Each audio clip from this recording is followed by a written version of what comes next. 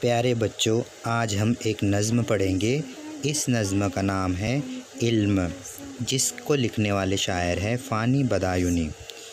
ऐ इल्म तेरी ज़ात से दुनिया का भला है, ऐ इल्म तेरी ज़ात से दुनिया का भला है।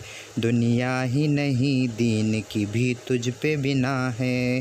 तू जिसके नहीं पास वो इंसान नहीं है।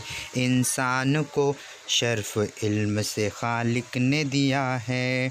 तू है वो ख़ज़ाना कि जिसे तू नहीं हासिल। गर शाह ज़मां भी हो तो मुफ़लिस है, गदा है।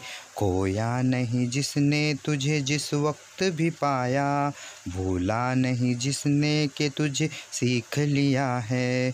तेरे ही सबब से है फला तू की ये शोहरत, रुतबा ये अरस्तू को भी तूने ही दिया है।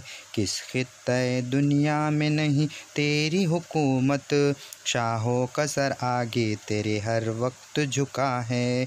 गुमराह रहे खल्क अगर तू न हो रहबर, गर तू न कहे किसको खबर कौन खुदा है।